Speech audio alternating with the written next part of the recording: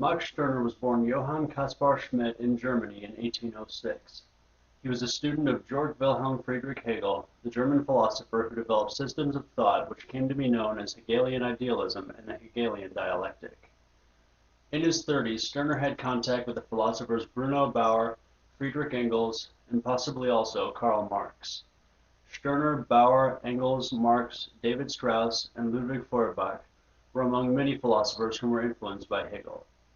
Marx once wrote a work which criticized Stirner's writing. Marx and Engels articulate materialist conceptions of history, which Engels refers to as historical materialism. Historical materialism is a methodological approach to the study of what causes the development of human society. It views political and societal structures as outgrowths of economic structures and activity. According to Joseph Stalin, quote, historical materialism is the extension of the principles of dialectical materialism to the study of social life, an application of the principles to the phenomena of the life of society, to the study of society and of its history, end quote. While Marx and Stirner have each been described as both admirers as well as detractors of Hegel, Stirner is typically characterized as more un-Hegelian or anti-Hegelian than Marx. Each Marx and Stirner has his own conception of radical materialist philosophy. While Marx gravitates towards a collectivist model which focuses on labor and its product, Stirner articulates an individualist model which focuses on man, his mind, and his humanity. In order to properly differentiate the two philosophers' ideas, it shall be necessary to first explain the concepts of commodification, fetishism, and abstraction. In Marx's view, the actions which men perform in order to sustain their lives and their livelihoods have been turned into mere commodities, just like any other life-sustaining product such as food. So too has the relationship between laborer and employer been turned into a mere commodity, as well as having been objectified and mystified. Thus, the social relationship between laborer and employer, and labor itself as well as its product, have ceased to be things which are material and concrete, and have instead become things which are immaterial and abstract. The result of this abstraction and this fetishism of the commodity is that labor, its product, and the relationship have become things which are held over and against the laborer, causing him to become a slave, doomed to pursue the rarely achievable goals of ever-increasing wages, benefits, standards of living, property values, and the payment of accumulating debt. Curiously, socialist philosopher Hannah Arendt criticizes Marx for doing the very same thing which he alleges he is trying to combat. According to Arendt, Marx has elevated the labor of man such that it has become the primary end of human existence. Arendt asserts that this has resulted in the subordination of the political realm to the needs of mere animal necessity, which she calls the rise of the social. Thus, Arendt effectively argues that it is neither the commodification of labor nor the fetishism thereof which enslaves man, but rather, men are enslaved by necessity, by their own need to survive. Men are unfree because they have obligations to themselves which are extraordinarily difficult to provide for permanently. Stirner would likely be inclined to agree with Arendt in her criticism of Marx. While Marx is focused on labor as a commodity, Stirner appears to be focused on men themselves, as well as on their minds and their humanity, as the things which have been commodified, objectified, and mystified. Stirner defends solipsism, which holds that one's mind is the only thing which one can be certain exists. Stirner writes, quote, I am not abstraction alone. I am not a mere thought, but at the same time I am full of thoughts, a thought world, end quote. Thus, Stirner defends men and the minds of men as the only things which are certainly concrete and material. Often, publicly traded companies are referred to as corporations, governmental entities are referred to as parliamentary bodies, and groups of people belonging to churches or governmental entities are referred to as the body politic, or as the corpus mysticum, meaning mystical body, of the group. All these terms connote the idea that groups of people may perceive themselves to possess a singular physicality. This is perhaps best illustrated by the manner in which Catholics partake in this sacrament. But Stirner contests the claim corporati of God, Emperor, Pope, Fatherland, etc., and asserts that the only way to reclaim what is one's own and what is one's property is to destroy the corporeity of these ghosts, to resume perceiving of oneself as his own creator, dislocating the traditional role assigned to the gods, and to proclaim, I alone am corporeal. Thus, Stirner asserts that only the singular man may possess a body, which is concrete, material, physical, and tangible, as opposed to an abstract, immaterial, intangible concept which multiple men have agreed to construct in their own minds through voluntary cooperation, which is, more often than not, merely temporary. Being that Stirner asserts that men themselves are corporeal, it would be reasonable to assume that he disagrees with Marx that a labor relationship, labor, or its product were ever either concrete or material to begin with, and so they cannot be abstracted, because there were already abstract concepts which only existed in the minds of those who perceived them. It may be concluded that Stirner believes that men have had their own minds and their own humanity abstracted from them and held over and against them, and that men's humanity and the need for mankind to pursue a more perfect humanity, in addition to the goal of civilization, have turned men themselves into slaves.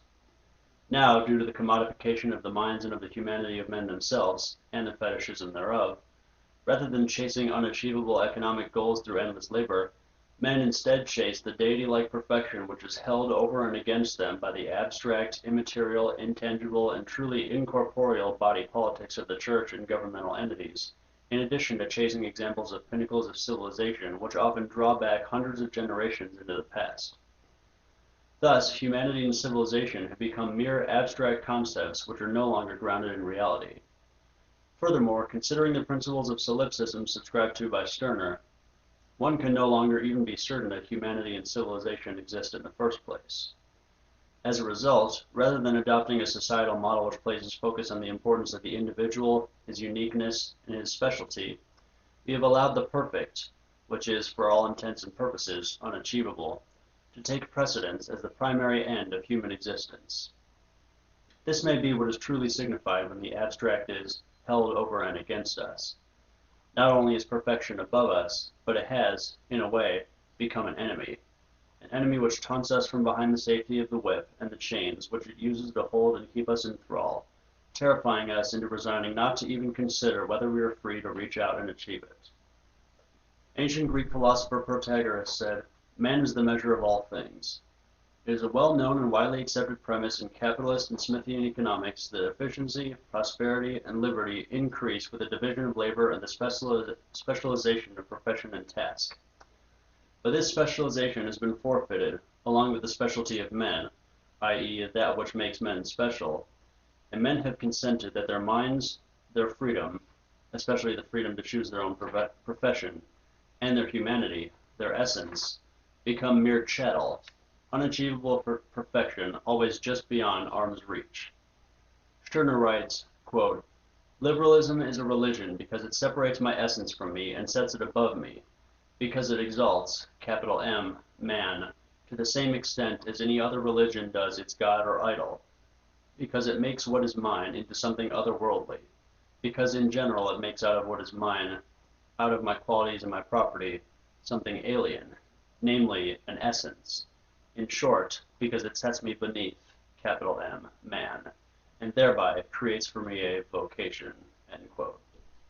While vocation typically denotes one's occupation, profession, or task, Stirner is using the word in a way which suggests that what he means is that an individual feels that liberalism has summoned him into living a religious life, that he has begun to feel that he has a calling which causes him to feel obligated to act within a framework of moral principles that resembles the structure of religion. Stirner appears to be defending men's ability to choose their own callings, occupations, professions, and tasks, and to create themselves in the manner in which they believe to be the most conducive to their own uniqueness and specialty. But what does it truly mean to be special? A species is a class of individuals having some common characteristics or qualities. An individual is deemed special when it is recognized as having some unusual characteristic or quality which distinguishes it from the others. Thus, as one out of many, a pluribus unum, it becomes an example of the commonality to which it belongs. In a representative democracy, the common people choose one individual person from among them to become their representative. Once he is chosen, or elected, he joins the collective governmental body politic, and, in so doing, he runs the risk of becoming drowned out in a sea of voices, and compelled to negotiate his principles away in the name of accomplishment, getting things done, and doing what the people pay him to do. Thus, he can lose his uniqueness, his specialty. However, as he has distinguished himself from among his people, and as he has been elected as an example of the people, he also becomes an example to the people and for the people. The representative's achievements become a symbol of the achievements of his district's constituency, and the representative's moral character becomes an example to and for the moral standards of the people who he represents.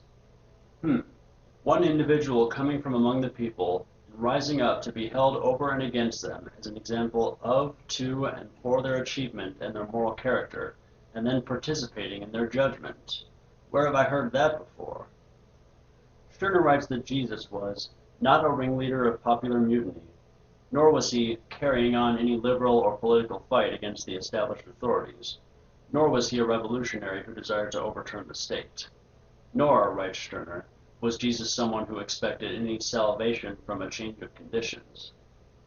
Instead, Stirner characterized Jesus as an insurgent who wanted to walk his own way, untroubled about and undisturbed by these authorities. And so, he straightened himself up and, quote, lifted himself above everything that seemed so sublime to the government and its opponents, and absolved himself from everything that they remained bound to, end quote. Stirner continues, quote, precisely because Jesus put from him the upsetting of the established, he was its deadly enemy and real annihilator, end quote. What is the desire of humanity? Is the desire of humanity whatever the collective wants and needs? Or is the desire of humanity the desire for humanity, whether felt by the collective or by the individual, the feeling of want and need to obtain that abstract, intangible, immaterial, incorporeal, unachievable commodity known as humanity itself, which is always held, just beyond reach, over and against us, in the forms of civilization and moral perfection? Is there something that makes the desire of humanity which is felt by the collective inherently superior to the desire of humanity which is felt by the individual, or are the desire for humanity and the desire of the individual one and the same? Stirner would likely argue that it is the fetishism of the commodification of humanity which has caused this two heads are better than one, strength in numbers, what is popular is always right and what is right is always popular mindset. Lowercase m men and lowercase h humans have allowed capital M man and capital H humanity to get away from them and become abstracted from them. Thus, our humanity has disappeared. It has gone from the only thing which we were certain materially and concretely existed to an intangible, immaterial concept. Humanity has become held over and against us, used not only as a standard and as an example, but also as something which, ironically and humorlessly, can be legitimately used as an excuse to punish and torture us for failing to achieve it. Humanity has become institutionalized into the falsely corporeal realms of the state, the church, and the corporate business. These entities have stolen our unique claim to the concrete, the material, the corporeal, the physical, the tangible, the achievable. They have stolen our ownership, literally, that which has the quality of being our own. Stirner contends that these things are property which have been stolen from us, and that they are property which we can and must reclaim. Some say we should glorify and exalt that which we hold in common. It may be argued that we, in fact, do this quite often, through voting and through the election of our representatives. But what is it about using voting results to make decisions that necessarily causes the outcome to be any wiser, fairer, or more appropriate? If individual freedom to pursue one's own selfish desires does not bring about the public good, then why are individuals given the freedom to vote democratically in accordance with the pursuit of their own selfish desires? Furthermore, if all legitimate government power is derived from the authority of the governed, then precisely why and how is the government able to do things which those governed individuals are not themselves permitted to do, such as wield a monopoly over the legitimate use of and exercise of coercive violent force? How can one delegate a right which one does not have? Jean-Jacques Rousseau and Benjamin Franklin agree that private property rights are to be upheld through social contract. Stirner appears to agree as well, although the manner in which he articulates that agreement reveals a unique approach to the concept of the social contract. Stirner writes, quote, according to the communist opinion, the commune should be proprietor. On the contrary, I am proprietor, and I only come to an understanding with others about my property. If the commune does not do what suits me, I rise against it and defend my property. Society gives me what I require, then I take what I require, end quote. He also writes, quote, whoever knows how to take, to defend, the thing, to him belongs property, end quote, and, quote, but I have in my power, that is my own. So long as I assert myself as holder, I am the proprietor of the thing, end quote. Stirner is correct when he contends that the commune should not be proprietor. The truth is that the commune cannot be proprietor. To be proprietor is to possess property, to have ownership. Inherent in the concepts of property, propriety, ownership, and ownness is individuality. Only one man can have what is his own. Only one man can have what is proper to himself. The only types of so-called propriety which the commune may wield are possession, utility, and access. Those who assert that that which is common to all individuals should be held up, exalted, and glorified as the ultimate goal of the existence of men and as an example to and for them are often the same people who seem content to allow just the opposite to occur, that the collective ought to choose one unique, special, distinguished individual from among them to be held up, exalted, and glorified as the one who represents the masses in exemplification of them. Perhaps they allow this to happen because they know that their representative's uniqueness and specialty nearly inevitably becomes overshadowed by the other representatives with whom he becomes obligated to compromise his ideals in the name of getting things done. That which all people have in common does not need to be held up, glorified, nor exalted. It merely needs to be recognized. Lowercase m men have no need to become capital M man. What they need is to take satisfaction in and feel fulfillment from the mere fact that they are men, whom are uniquely material, corporeal, physical, tangible, and concrete, unlike the abstract, falsely corporeal body politics which beat them for failing to achieve perfect capital M manhood. Likewise, lowercase h humans have no need to attain capital H humanity. What they need is to take solace in the fact that they are able to conceive of such an idea in the first place, which gives them certainty about the materiality of their own minds, their own freedom of thought, and their ability to achieve a sort of theoretical perfection, and in the fact that they are free and liberated enough within their own minds to arrive at their own conclusions about how best to make decisions that may be conducive to guiding them towards their own personal, subjective conceptualization of what humanity really is. But can we truly attain perfection? Is capital H humanity within our grasp? No, it is certainly not within our grasp. However, it may be within the reach of individuals whom have truly freed themselves, individuals whom have become free through reclaiming their ownership and propriety. Once an individual has acceded to the commonly accepted system of rules, he has consented to be governed by the institutionalization of mediocrity.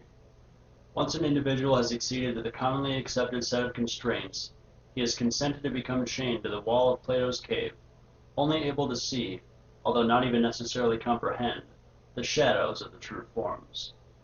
It is only when a man decides he will play by neither the rule of law nor the rules of revolt that he reaches out and grasps true freedom, perfection, capital M manhood, and capital H humanity. It is only when a man realizes his own capacity as creator, commits unequivocally to creating himself, reclaims his corporeity from his captors, the body politics of the church and the state, and absolves himself from everything to which the body politics remain bound. It is only when a man rises above the external material world within his own mind that he distinguishes himself as unique, as exceptional, as exception to the rules. Out of many, one, a pluribus unum.